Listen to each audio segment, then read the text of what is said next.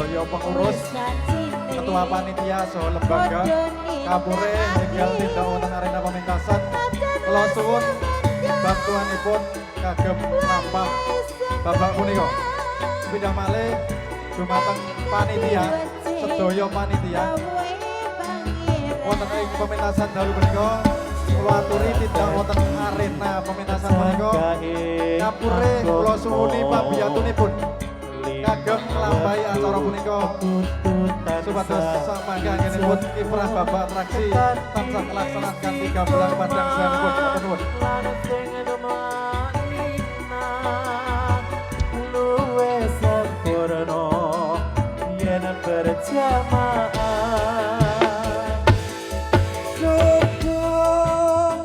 luhur lan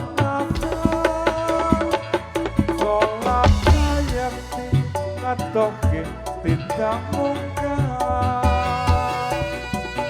Maghrib lan Isya jangkepe prayogane ditambah sholat sunate aja sembrono iku perintah agama yuk ono ning donya mung sedina sabar lan tawakal pasrah sing kuwasa yen kepareng sesuk tindak suwarga la ilaha illallah la ilaha illallah Muhammadur Rasulullah la ilaha illallah la ilaha illallah la ilaha illallah Muhammadur Rasulullah wis janji tansah dieling-eling wis janji padha nindakake aden wis sumedah kaya Yusuf Nabi wajib gawe pangeran sholat tadi jaga ing agama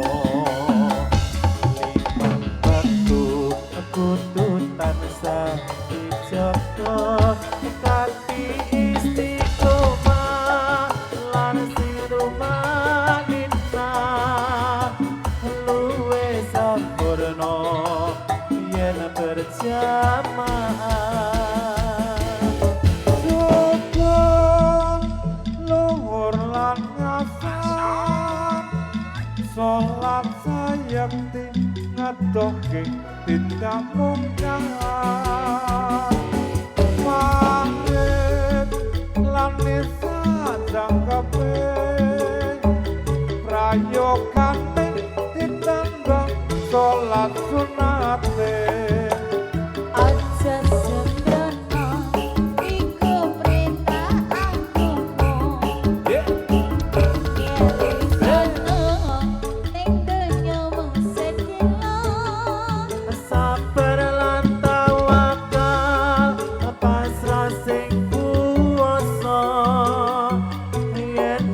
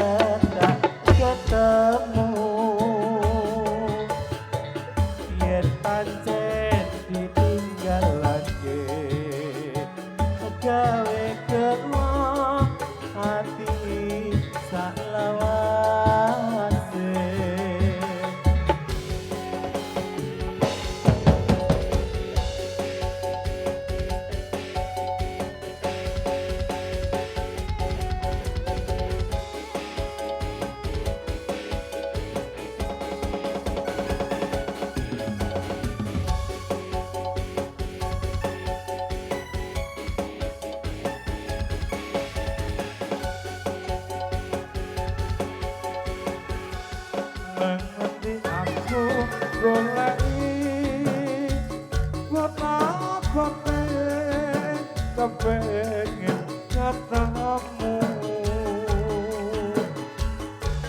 najan adon tak parati wong nuruti karepe ati Bareng saiki ketemu Kamilang ninggalake aku Hanya singa dan hatiku Laku nipis nan nasib bibiku yen pancen ora tresno ambok ya kandha kandha sing rakoso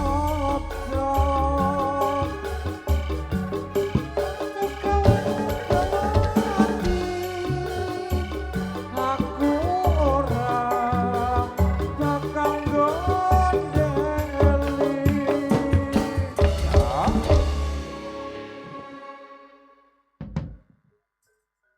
Kaya ngene lelakonku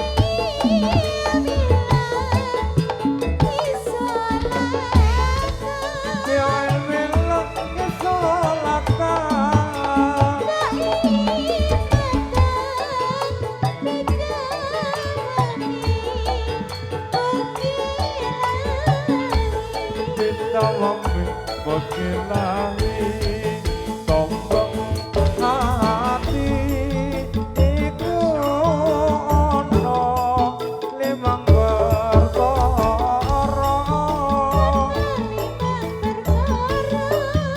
kabeh pisan maca Quran sak maknane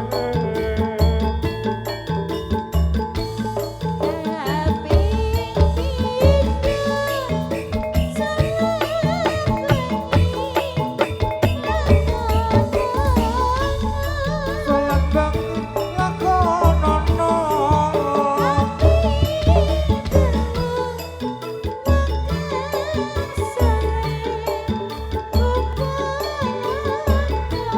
wong kang soleh kumpulono kabeh ketaatan kudu ada kawruwe wong kang ero engkang luwe kabeh limo dikir wangi engkang suwe dikir wangi engkang suwe salah sawijine sapa bisa nglakoni insyaallah Gusti Pangeran ijabahi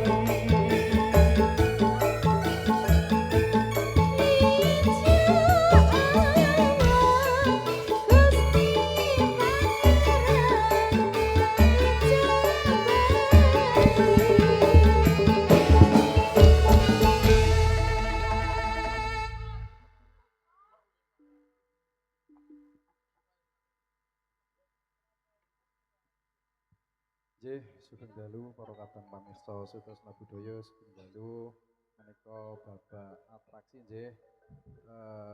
Kula suwun dumateng para kadang pamirsa para rawuh saged njagi ketertibanipun, keamananipun dumugi sak paripurane acara nggih.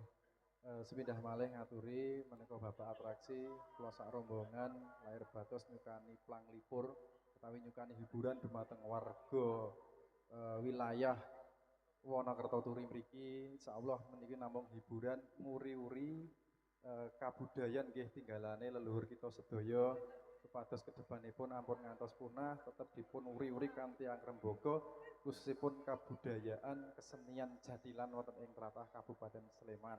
Pramila estu dumateng para rawuh sedaya sak mangke nderek anyekseni nggih menika wau rencang kawula kula tali rangkep kalih sepindah tali wonten ing raganipun tambah kaping kalih tali wonten ing kain kafanipun jumlahipun 7 kadosna piyantun ingkang sampun pejah utawi sampun ninggal. Dados estu menika ampun do gagungan penggalih sing boten-boten estu niki namung hiburan sedanten tetep nyuwun dumateng ngarsa dalem Allah taala kanthi mujizati pangeran estu sak mangke kula nyuwun tansah ndedonga anggenipun kula paring hibur paring lancar lan linangkung khususipun keluarga besar wilayah Wonokerto warganipun tansah rahayu wilujeng tansah paringi sehat sedayanipun anggenipun pados sandang pangan paringi lancar ugi tansah manggihi gemah ripah loh jinawi murah pangan sandanan rezeki ingkang baken paringi sehat Bapak Ibu sedaya menika simbolisaken piyantun ingkang sampun pecah nggih dipun pocong khususipun agama Islam kagem pangiling-iling sedanten napa nggih nek sampun dipun pocong estu jabatan pangkat lan sak pindhanganipun boten saged dipun napa nggih ngrereh melih ananging namung sampun dipun tilar namung sing dibeto mori utawi rasukan putih menika.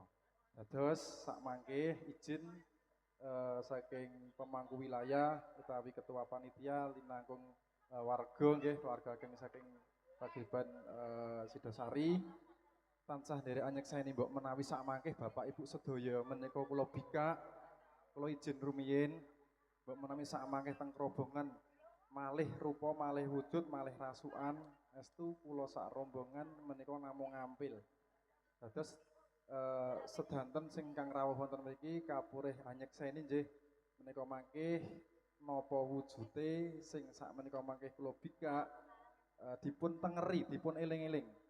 Nek wedhus nggih wedhuse nggene sinten, nek pitik nggih nggene sinten, nek mangke lambi rasukan nggih nggene sinten mangke saestu kula pribadi tanggal jawab sedaya kula kuduraken estu mangke sak mangke kula sukani kagem napa nggih tukon utawi gantos rugi sak mangke ingkang dipun pendet.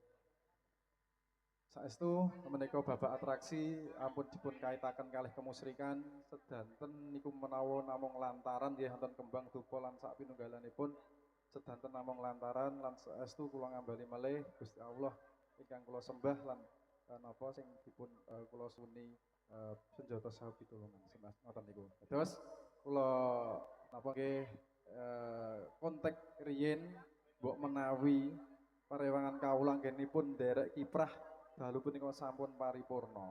Sak mangke kula aturi saged nyukani tandha nggih sedanten parewangan ingkang sakmenika kula jak rembagan niki wau kula khususaken wilayah niki Projayan nggih Pak nggih. Projayan mriki kados penonton sing saking tebih-tebih kula jamin aman niki kula khususaken wilayah Projayan Wonokerto Turi mriki. Sing kula rusik, sing kula napa suwuni kagem acara atraksi punika. Sepindah babil khusus. Anggenipun paring pakaryan pun dagalipun mbok menawi panjenengan sampun paripurna anggenipun paring pakaryan estu sak mangke saestu kula sak rombongan ngantu-antu tondo kalih panjenengan. Nggih. Nah menika pergerakan tondo menika sampun menika klinting pun wujud. Nah niki jaran pun do sami dawah. Menika simbolisipun tondo sampun dipun paringaken dumateng kula sak rombongan. Niki tondo nek leh kumbut gawe wis rampung nggir. Ha nek bisikane ngoten niku. Dados menika sampun saged dipun bikak sesarengan. Ajeng dibuka sakniki napa mangke Bapak Ibu? Sakniki nggih, soalnya sak nyingkat wekdal niki singkat sampun injing. Tesih wonten setunggal babak malih soalipun nggih. Kula nyuwun pandungane sedaya. Sedaya niki namung hiburan, setunggal guru ampun ganggu, setunggal kawur ampun ngisruh. Nggih niki hiburan paring panglipur khususipun tupraping warga Projayan mriki lan sak kiwa tengene mriki. Dados estu Mas Wiraswara lan Wiraga ingkang sakmenika mangke nderek angwiwiti yang libur kula napa nggih paring wekdal saha papan kagem nglanjutaken hiburan punika. Matur nuwun.